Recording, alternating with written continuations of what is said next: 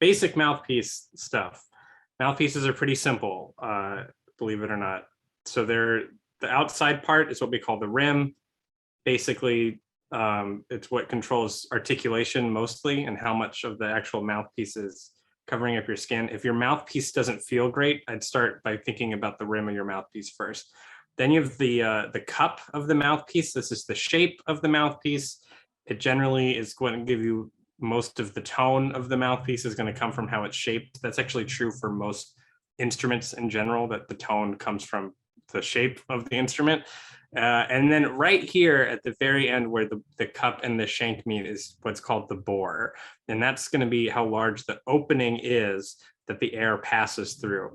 And that can affect a whole bunch of different things that gets really complicated, but that's what the bore is. And then you have the shank, or sometimes called the back bore, which is how the flare of the mouthpiece opens up into the lead pipe from the bore. And then the last detail is not really one that's easy to see visually, but it's what's called the taper. And that's basically, there's 3 different kinds of taper. 2 of them are different kinds of Morse tapers, which just mean American shank mouthpieces. Most of your mouthpieces are going to be those, but if you're like me and you play on a European horn, then you're going to be using a European taper. So unfortunately, this one is the least customizable of all of them, which is that you either need to have an American shank mouthpiece or a European shank mouthpieces, and then some makers have 2 different American shank tapers. Just ask which one will work best for your horn. That's a non-negotiable. It needs to fit in your horn correctly. But other than that, everything else is pretty customizable. Very well put. There you go. and of course, like a European shank and an American shank, there are some horns that will fit either, and you don't want to use the wrong one. You want to know which one is the right one, because that taper is how it lines up with literally the taper in your lead pipe, right? Absolutely. All horns will let you put in either mouthpiece. Like it's not going to reject it. It's just that you'll notice that it's all your notes will be not in the right place. I can actually demonstrate it real quick. So this is an Engelbert Schmid tuning bit that goes into Schmid triple horns. I have 2 of them because of course I do. And so if I put in a European shank mouthpiece into it, you can see that it fits pretty well. There's like a little bit of play right there because it's just a little bit different than my other one. But if I put in an American shank mouthpiece, you're going to see that all of a sudden it goes way further in. And that's like, this sort of silvery part right here is where I want it to be. Mm-hmm. And it's at least, a couple millimeters in too far. So this mouthpiece is going to play sharp. It's not going to center high notes really well. It isn't going to work. And that's why you have to make sure that the taper is correct for your horn. That's reminding me, actually, at some point, Carl Hill, my horn maker, was talking to me about my mouthpiece and how he wasn't convinced it was the right length. And he had me go in and measure how many millimeters it was. I have it written down somewhere. I'll have to look it up. He told me how many millimeters it should be to be the correct shank width from the top of your lead pipe receiver. Yeah, something like that.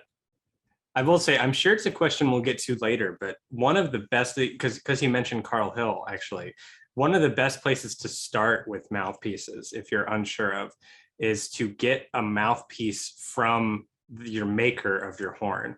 So when I switched to a Schmid, I bought some Schmid mouthpieces and I started learning to play the instrument on those, because generally those are going to be They're designed with your instrument in mind. They're designed with your instrument in mind. They're going to be built to fit your instrument. They're going to kind of cover up they're going to match your instrument really well. And then if you need to go in a different direction after that, you can. But if you're having mouthpiece trouble, that's basically the first place I would start, is see if your maker has mouthpieces they sell as well. And it can also be a good place to look, right? Because most makers will have, the big manufacturers will have the specs of those mouthpieces online. Mm-hmm. So even if you don't have one, you can look at the specs and go, oh, this is a 7.75 diameter rim with a blah, blah, blah, to blah, blah, blah. And you can look at mouthpieces that might have similar aspects to that. Absolutely. So in my opinion, mouthpieces are a very very personal. They're very like, you need to find something that works for you. However, there are a couple of like there are some parts of mouthpieces that are pretty standard, and like a lot of people use very similar things. So the first thing that you should check is, one, you should know what your mouthpiece is. You should look up like what the bore size is. You should find all of the schematics of your mouthpieces, because that's going to help you with information about how to change into a new mouthpiece.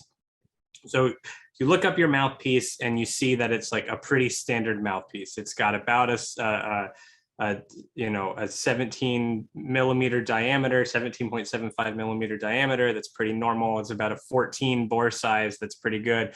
And it's a pretty average cup, right? Like it's just a middle of the road mouthpiece, and you want to start changing to something else. Well, the first thing that you do is this is going to sound controversial, but you practice and you try to solve the problem without changing your mouthpiece first. So you go and you think like, what is my mouthpiece not offering you? Is my articulation not great? Is my sound not great? Is my response not great?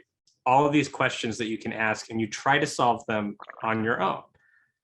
Once you've done that, then you start to ask the question like, well, I've done a lot of work over like a month or so to fix these things, and my mouthpiece just doesn't feel great. I need to get something new. So you take those questions that you asked about articulation, response, and tone, and then you start to think how different specs of mouthpieces can push you in the direction you want to go.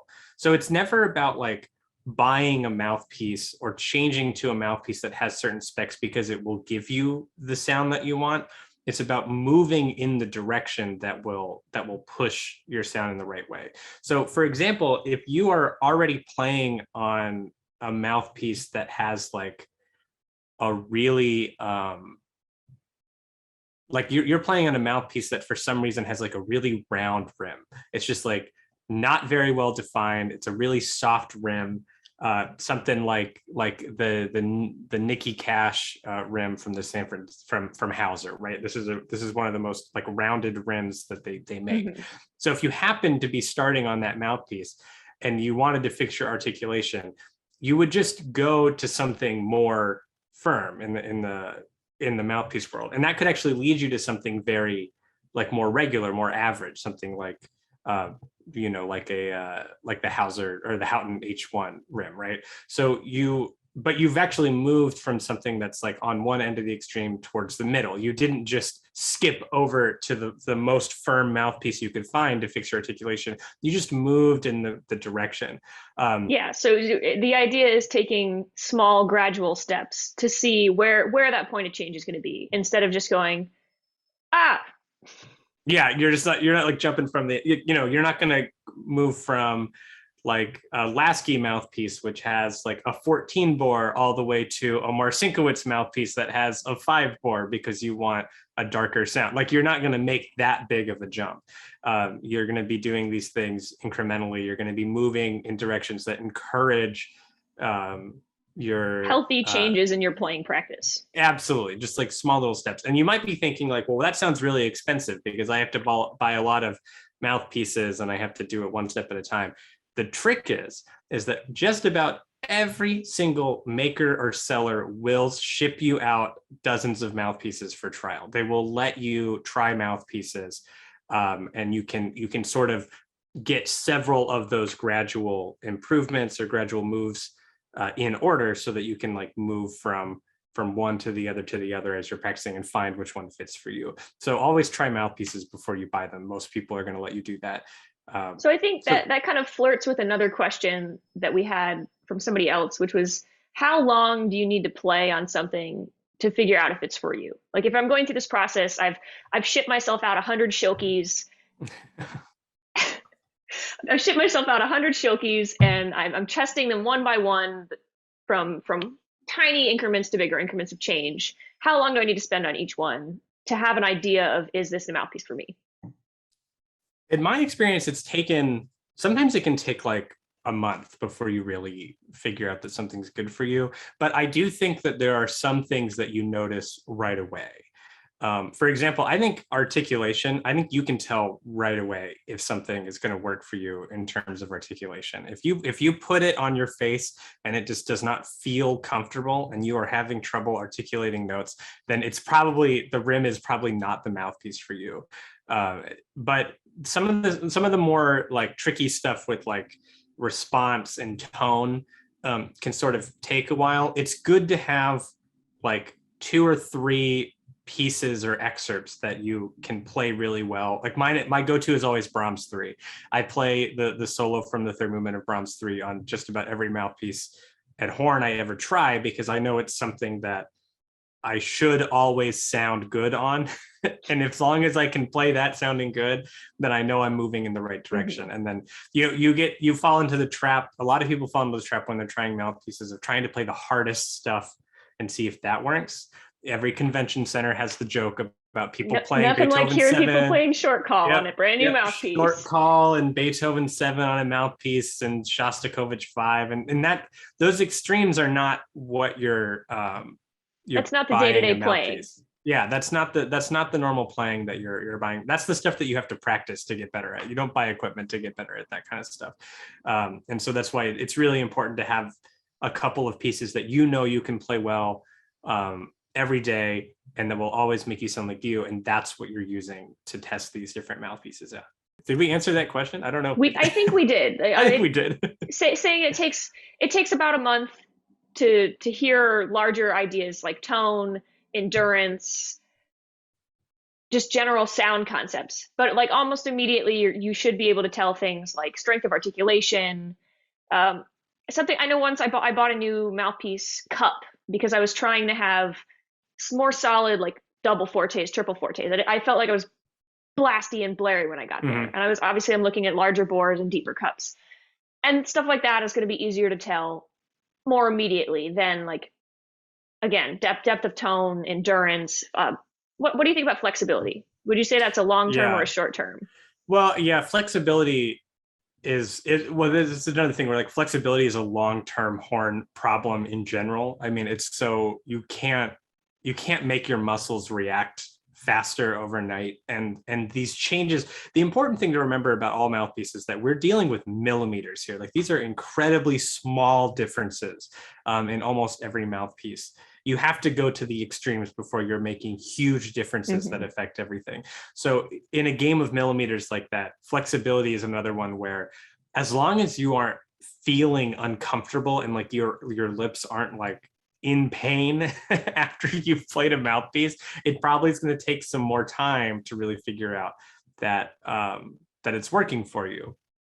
That does, however, actually the flexibility thing does make me bring up another part that we actually didn't talk about with the overview of mouthpieces, which is the material that they're made out of, because this is a big thing that people should know about, I think, which is most mouthpieces are going to be brass with like a nickel silver plating. That's all of these silver mouthpieces. They're not actually silver, they're brass that are plated. But more and more, you're starting to see mouthpieces made out of stainless steel, and especially rims made out of stainless steel, which do I have stainless steel mouthpieces aplenty? Yeah. Maybe not in this box, actually. Maybe, which I have to admit that my preferred mouthpiece is stainless steel for a number of reasons. Before I hear about your preference, let's talk about the science. So we've got stainless steel, we've got brass, we've got Lexan, the plastics. There are some made of wood nowadays, and all of these. And there are raw brass too. Yeah, raw brass mouthpieces. If you really want to flirt with death. If you really want to do that. I have pretty bad metal allergies. The idea of playing on a raw brass mouthpiece would literally flirt with me with death. Yeah. But the idea behind changing all these metals is that you're changing the resonance that comes out of your buzz and the amount and type of resonance that goes into your horn, which would impact things like projection. I know there's some discourse that it could impact tone, but scientifically is largely disproved from what I understand. Generally, the harder the metal, the more projecting it's going to be. So from raw brass, which would be the softest metal, all the way up to stainless steel, you would get more and more projecting, more and more response as you go harder. And again, the most common mouthpieces, which is of course the nickel plated brass, fall right in the middle of that scale. And then I actually don't know much about plastic mouthpieces. I've never really used them before, but I imagine that they're somewhere between like a kind of a raw brass and a nickel sort So of thing. I've got pretty bad metal allergies. I've tried a lot of plastic mouthpieces. My mellophone and my flugelhorn mouthpieces are um, silver plated brass cups with Lexan rims. And I hate them because plastic objectively, when you're thinking about metals, so like we're talking about how it impacts projection, and stainless is a harder metal, so it absorbs less buzz. You get more that goes through the horn. Plastic is so soft compared to these hard metals, and it absorbs like everything. So in my experience, the plastic mouthpieces just really you lose a lot of your sound through them. So like my workaround, why I use just a Lexan rim is like the Mm. cup is still there absorbing what it needs to, or I'm sorry, not absorbing anything, and you're just getting the benefits that actually touch your face of the hypoallergenic material. Yeah. And that's even, it's, I think, even if you don't have like a severe metal allergy, some people do develop like some kind of irritation from nickel plating in general. So it's actually, I do recommend like at least having a stainless steel rim, if not the plastic one, because I think that sort of irritation can be a real problem. So that's if you can get that, if you can actually make that happen. Not every mouthpiece has a detachable rim, but I do recommend that you get one because Yes, I do. it definitely I will helps. say I like the plastic mouthpieces if you do like outside band in very cold climates. Mm, Like anybody yeah, do that like makes sense. marching band in Connecticut, go for it, man. Go for it. I don't Probably want to not put in cold metal Texas on my though. face in 20-degree weather. Yeah, I don't know if it gets that cold in Texas ever, but maybe you could use it for marching band in Texas. I don't know. Awesome. So that's a little bit about material. Oh, and then you'll also see like I have, and a lot of my mouthpieces, I have this black rim, and even on this one, I have a brass one where it's or bronze rather. And what that's called is it's called an H coat, which is it is a ceramic coating that goes around stainless steel. It usually has some metal in it. The black ones are titanium. I forget this one's like copper or something like that. And Copper one's basically, titanium too. I have a bunch of what? those. Oh yeah.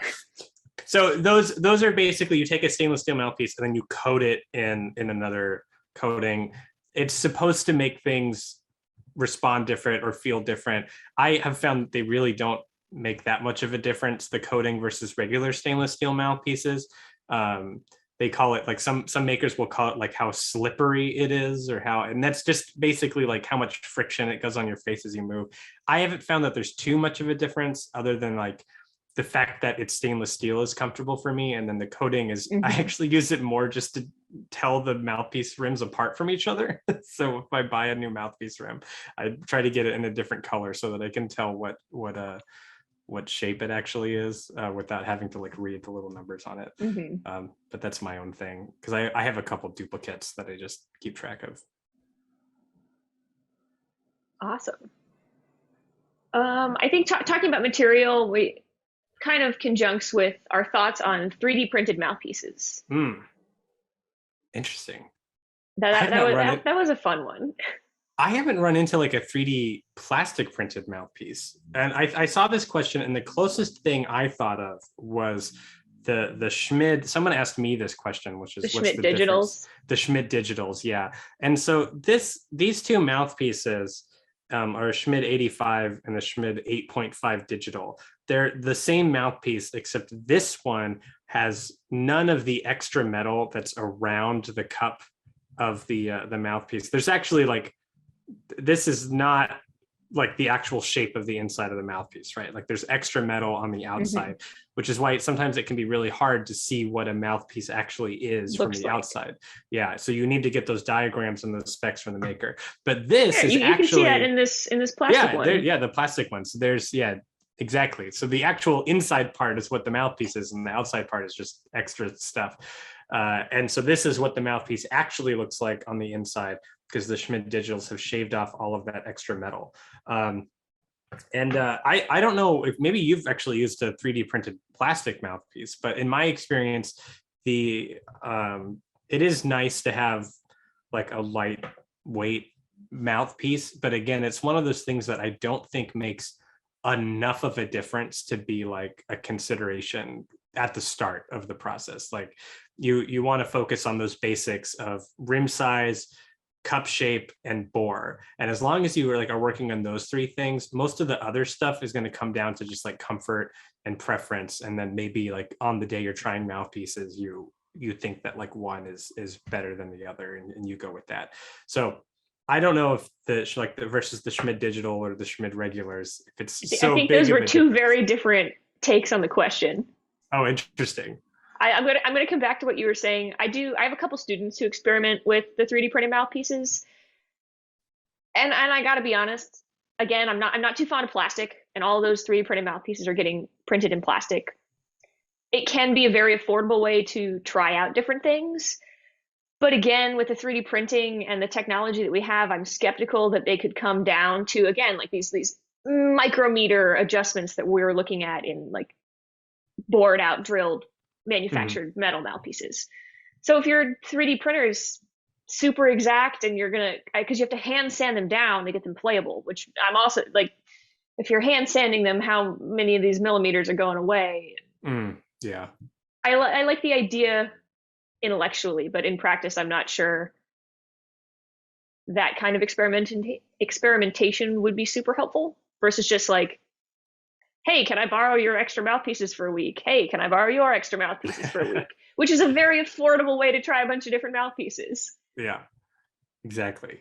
Yeah. To So go yeah, I back to guess what you were saying about the Schmidt Digitals, though, there's an interesting article, I think it was on the Yamaha website, because they have a pretty comprehensive breakdown of like different parts, and they're talking about trumpet mouthpieces, but at different parts of mouthpieces and what they do.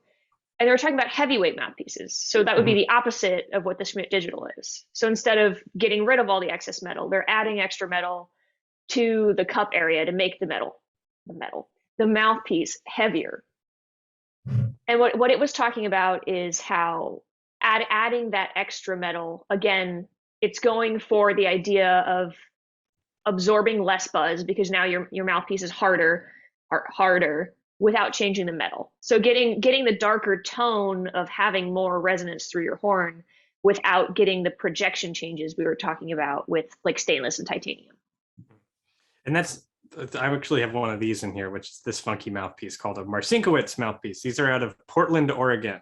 And they're really fun mouthpieces. But you can see that they have this threaded cup, and it's for this exact reason, which is that these mouthpieces are very big and there's a lot of excess metal. And so to keep it from being as hard and as heavy, they actually just shave off some of that metal. And then they make this ring pattern out of it to make it very, that's cosmetic to make it look very, very interesting. But it does serve a practical purpose too, which is this reason of like, if they didn't have that, it would be this like really dense, heavyweight mouthpiece. And by shaving that away, they can kind of normalize it a little bit and still keep the very large cup depth and the very large bore size that they're trying to do with these mouthpieces. Cool. So we talked a little bit about the different aspects of like we've been a little all over the place. I'm going to hone us back in because we've talked about how to think about switching mouthpieces.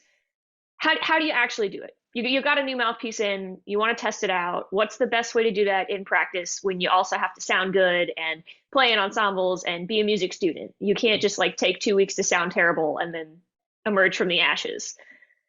Right. So it depends on how you structure your practice.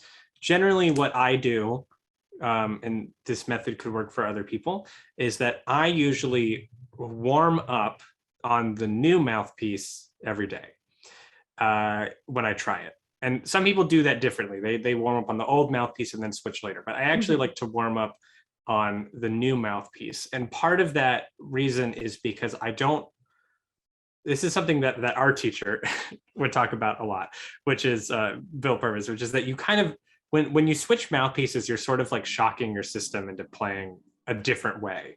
And I don't like, basically at the beginning of my day, I don't want to have like a sort of a memory of what my old mouthpiece felt like. I want to be able to start and like Fresh use start. the new mouthpiece the way it's supposed to be used, the way that my body thinks it's going to be used from the very beginning. So I'll warm up on the new mouthpiece every day.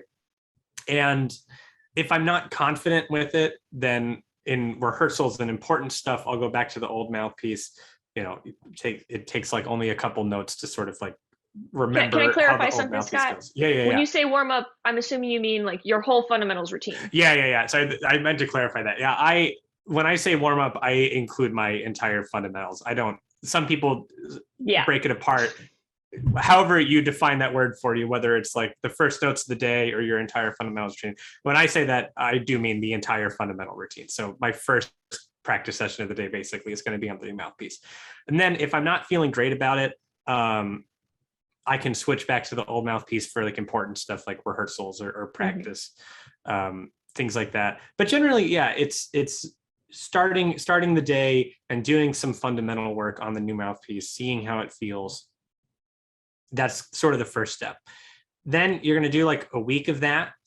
And about after a week is when, if I'm really seriously considering a mouthpiece, I will find a room and record myself, do a mock audition, do a list, do something where I can switch back and forth between the mouthpieces, and then record, do the recording, hear the differences, or get a friend to tell me what the differences are.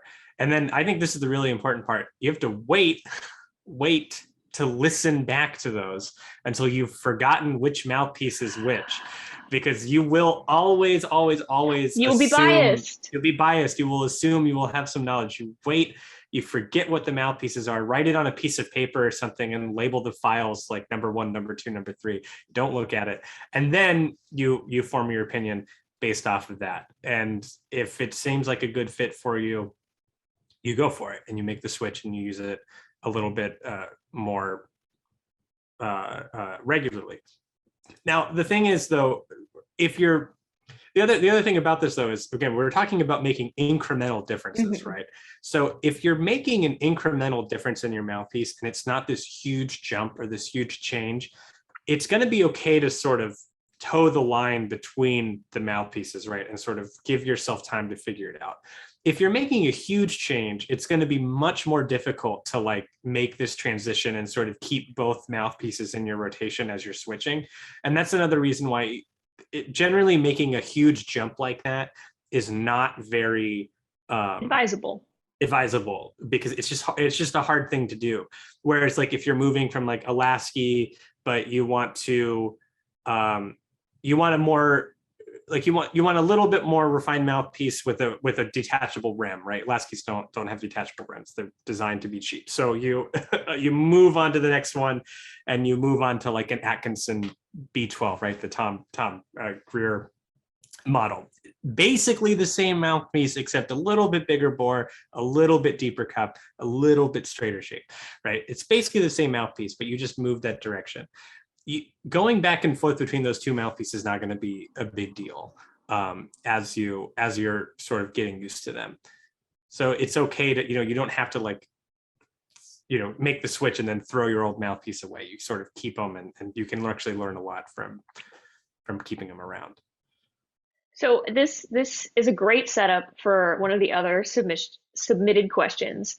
How do you feel about switching mouthpieces during a concert? Okay. During a concert's probably a little bit much. I don't know if I would do that. Of course I have. Are you kidding me? I'm a dork. I mean, there's a lot of we play 3 concerts a week at the New World Symphony. You're gonna tell me I've never done it before. I will say here's one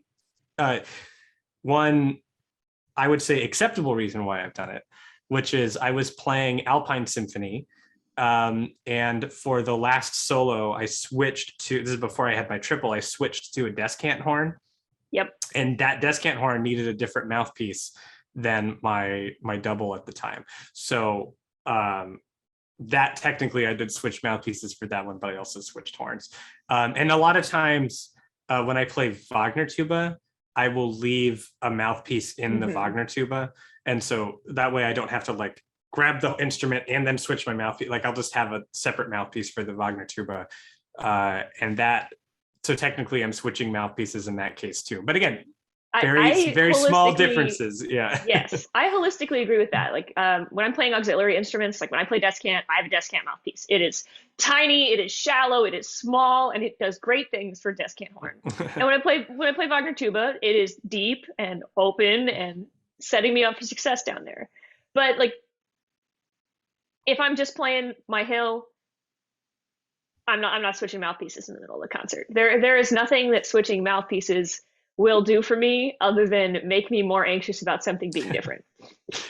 If your part is really easy, like really easy, and you have a very You just low want to have stress fun. concert and you're just curious about how the mouthpiece sounds in the hall or something, like sure, go for it. But if you're playing the Chike 5 horn solo, I wouldn't be switching during a concert. Yeah. Rehearsal though, yeah, go for it. If you're in a rehearsal and you want to, especially if it's a recorded rehearsal, For science actually, though, not for. yeah, it's just to get more data about the mouthpiece switch. You're not doing it to like, don't mess with your colleagues like that, especially if the mouthpiece is making you play like wildly out of tune or something. But if you do, if you're curious about how a mouthpiece is working, yeah, I mean, if you're in a rehearsal, it's being recorded and you want to have that sound, and like how does it actually sound in an orchestra, in a brass quintet, in a whatever. Mhm. Just let your friends know that you're about to do it, and then and go for it. Why not? Yeah, in a concert though, you are running a little bit of a risk. I Yeah. don't know if I would do that. The thing about switching mouthpieces is like, and gear in general, is you should not be switching gear to solve a problem. You should be switching gear to encourage some behavior or some aspect of your playing. If you're switching gear to solve a problem, what ends up happening is you get that obsessive, like, you don't even think about practicing Mhm. anymore. You're just like, I got to just like try all these different millimeter things. And these differences are so small and it's so inconsistent that you can't actually solve your problems by changing equipment. And Instead, in you the have to. pursuit of trying to solve that one problem, you might stop realizing the other things it's impacting your sound and your playing. Absolutely. Yeah. And so you do it more so just to like kind of move your playing in a direction. I think it's about like, it's about planning like a course for your musicianship rather than like, getting a ship out of rough waters or something like that. Yeah, I think that's generally the way to go. And also, like, we were saying this earlier, like why should you switch mouthpieces, or when should you switch mouthpieces? Well, if you buy a new horn, you should almost 100% always try new mouthpieces with that new horn that you get. It's just, Get used to the horn first. get used to the horn first, but at some point consider that like you might need a different mount. Like everything affects everything. So you get a new horn, you get used to the horn, you figure it out, then it's time to say like, okay, well, now I need to find maybe a more Mhm. optimal mouthpiece that works with it. For example, I went from playing a Geyer style horn to the Schmid triple, and all of a sudden I had this new challenge where I needed a mouthpiece that could go from the low F horn to the high E flat horn without changing the sound so much in the descant. So you're like, that's a very interesting problem to solve with one mouthpiece, because normally you would, like we were saying, you would have a double mouthpiece and a descant mouthpiece, and they're different. They solve different problems. But now I have to have one that can go through the whole range of the instrument. And that's how I settled on something that was a little bit straighter to help with projection, to help Mhm. with clarity, but actually that had a large bore and that could make the high register sort of like equalize it down Yeah. into the longer instruments and not make it sound so bright. And that's the solution that I came up with. Okay. We're nearing the end. The end is in sight. Hey, that's fine. I'm happy to hang out and talk about mouthpieces. I could do this all day long. What would you say are the best affordable mouthpiece brands for someone maybe who's not trying to like test out 1,000? Like obviously we've got our 2-part and holy forbid the 3-part mouthpieces where you're really Absolutely. trying to narrow down individual specs. But for someone who wants an upgrade, who wants to try something a little better than the Holton Farkas MDC their high school lessons Mhm. teacher told them to buy, affordable, good mouthpiece ranges. Great. So in because of the caveat to this is that affordable is we're going to do this in comparison to other horn mouthpieces out there. So $109 might not seem like affordable, but that is Affordable. $100, just so that people know, if you're around the $100 range, that is going to get you a good solid mouthpiece that's going to last a long time, and also isn't going to be like this insane rabbit hole where you're changing rims and different parts like that. So like $100 for a single part mouthpiece, if you can get within $20 of that range, you're in good shape. Yeah. So mouthpieces in that range that I think are great. Number one that I would recommend to almost everybody are the Houghton Horns Veris mouthpieces. I think these are great. There's a lot of different kinds of shapes and sizes. Basically what they are is they're one part mouthpieces of their Houghton Horns brand mouthpieces. They're very similar design, but they're really great one piece. Recommend them to students all the time. There's a lot of options. And of course, the people at Houghton Horns are great at helping you find the one that's going to work for you. That's one. Number two, if you can find them, the old Laskies are really great. They're starting to create the new Lasky models now. They've got the G series out, which is of course the most popular one. So you can try the new ones if you like, but if you can find an old Lasky, those are really great to check into. Schilke, I think Schilke 30 or 32, whichever one you think works for you, maybe try them both and do that.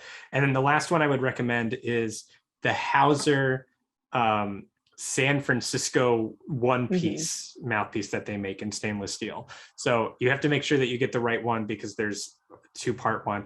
But basically the guys in the San Francisco Symphony created an updated sort of like more professional, more modern Farkas MDC. It's the same philosophy behind that mouthpiece, but in stainless steel, sort of updated for like modern use. And I think it's great. Awesome. And these are all one part mouthpiece designs, which is what makes them affordable because you don't need those threads and all the other junk. But better. Would you recommend any mouthpiece that comes in the case of a French horn? No. No. In fact, throw it away. Unless you use it for the trombone mouthpiece. You use it for the trombone mouthpiece. No. I was gonna say there's a couple of exceptions. Like I think if you buy an Engelbert Schmid mouthpiece and he throws the Schmid 85 in there, it's great. Okay. Keep that. I'm thinking more like the high school French horn, your band director checks out to you. Like no. No mouthpiece that comes in that case is probably clean because it's probably lived in your band room for 15 years. Yeah. Or probably any good. Yeah. Any Yamaha mouthpiece that comes in the Yamaha 667 or whatever, the Kahn mouthpieces or the whole, just don't worry about I'm going to echo that for the Yamaha Melphone. That's one of my pets. So many Melphone players play on the Yamaha 14F Melphone mouthpiece because it comes in the Melphone case. That is a trumpet mouthpiece. That is a trumpet mouthpiece with the wrong length shank. Oh no. It sounds terrible on Melphone. So if Yamaha has a beef with this, they can contact me and sponsor me to play one of their Melphones and I will change my tune in a heartbeat. That's the way to do it. The Wedge Mouthpiece. Thoughts. Mouthpiece. Experience. My thought is that I've never played one. I feel so bad. I don't know anything about it. I saw one go up like a year ago or 2 years ago, and I like didn't have the cash right then to buy it, and immediately sold. And I'm interested because I did you ever have braces, Scott? I never. No, you can clearly tell I did not have braces. I did. I had braces. I got my braces put on the day of a concert in middle school. Ooh, and I literally cried through the concert because my mouth hurt so bad. Oh no, I feel so bad. So neither of us have any experience with the Wedge mouthpiece, which, if you don't know, it's the mouthpiece designed for people who have braces. I'm under the impression it has a very cushiony, large rim and a pretty wide diameter just to make playing easier. Yeah. I will say this does. Somebody asked this question in my Instagram about like rotating your mouthpiece on your face. Wait, and that if was that next. Changes. Hold on. Oh, that was next. next. Scott. Oh, I won't. That's I won't next. skip. I Finish won't skip talking about ahead. the wedge. I was just gonna say, like, I imagine for. I mean, I'll answer that question in more detail in a second, but I imagine for the wedge mouthpiece that would make a pretty important difference. Yes, because again, like the wedge mouthpiece is not a circle; it's an oval, right? Yeah. So So since you spoiled the fun, I know, my God, I can't believe this. mouthpiece clocking is the practice of finding the sweet spot on your mouthpiece where you always put it in the same direction every day. Because in theory, there is some inconsistency with the machines that make it, and there will be one spot that resonates just a little bit better than the others. Do you believe in mouthpiece clocking? So here's two answers to this question. One, I choose to believe that all of my mouthpieces are manufactured perfectly with no imperfections. I believe that internally so that I never have to worry about mouthpiece clocking. So I just assume it's the same everywhere, except for because I film myself now, every once in a while, I will clock my mouthpiece so that the logo on the mouthpiece is visible to the camera. So it's very shallow, Scott. Other than that, no, I don't do it. I will not say. Yeah, it's when you I record in 4K, so every once in a while you're going to be able to zoom in and see exactly what model I'm playing. But yeah, no, I generally don't worry about clocking my mouthpiece. I saw a video probably 6 or 8 months ago about mouthpiece clocking, and I said, why not? I'll try it. And I did. And I spent like an hour like rotating my mouthpiece like millimeter by millimeter. And I found one spot and I was like, maybe this sounds better than the rest of them. I'm not sure if I believe in it, but now I'm pretty religious about putting my mouthpiece in that way because you never know. You never know. I don't know if I believe in it. If it's true, hopefully my mouthpiece is the right way now. If it's not, I have something else to be neurotic about. Yep. Some people are really into it. I do know that, like, I feel like sometimes I feel like I just have a habit of putting like the name of the mouthpiece faces like away from me.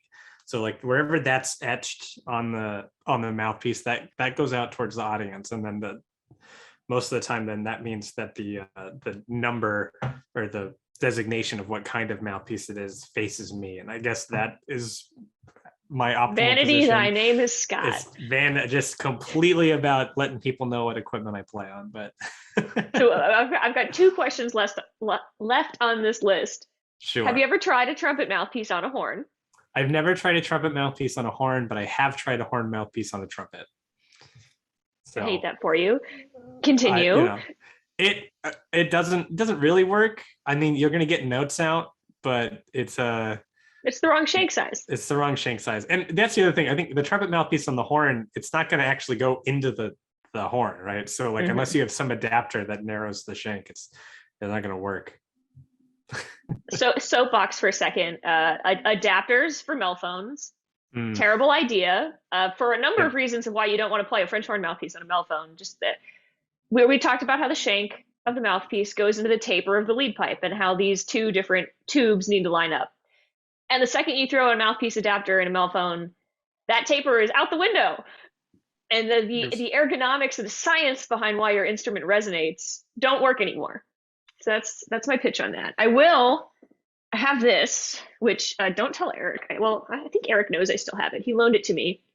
This is a flugelhorn mouthpiece. Ooh, wow. Oh, let me get a rim out. A flugelhorn mouthpiece with threads to put a French horn rim on it. Oh, that's fascinating.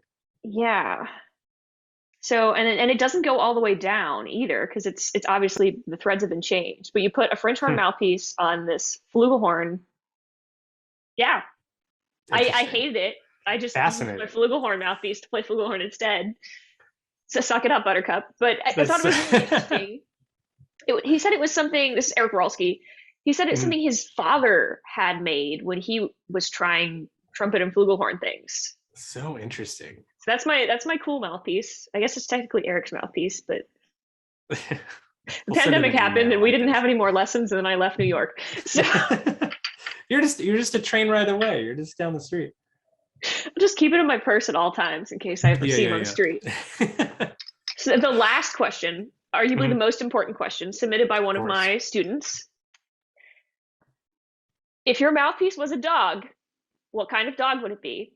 Oh my God. If my mouthpiece was a dog, I think I think I would want like a German Shepherd kind of dog. And not what kind of dog do you want it to be? What kind of dog would it be, Scott? Oh, would it be?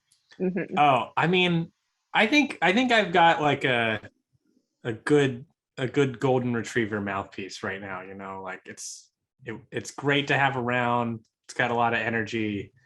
It's a little bit lazy sometimes, but it's a little big maybe, but when it's good, it works. It's It been does the getting extra job. treats.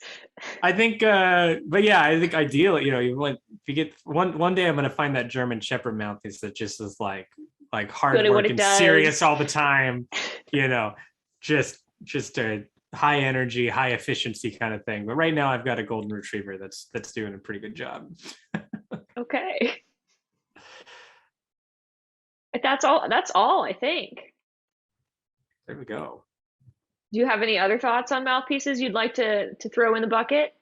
I'm trying to think if I have any good thoughts. I guess like just to say it out loud, I think the uh we talked a lot about one piece mouthpieces, and just to get into two-piece mouthpieces a little bit, uh, the chief benefit of a two-piece mouthpiece is so that you can find a rim that works for you, and then when you switch mouthpieces, you don't have to change the rim every Rim. time.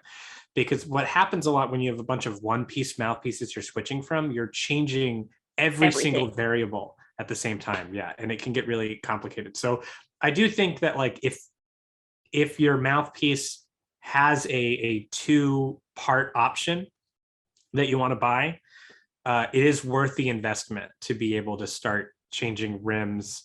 And mostly not so that you can change rims all the time, but so that you can keep the same rim as you change mouthpieces.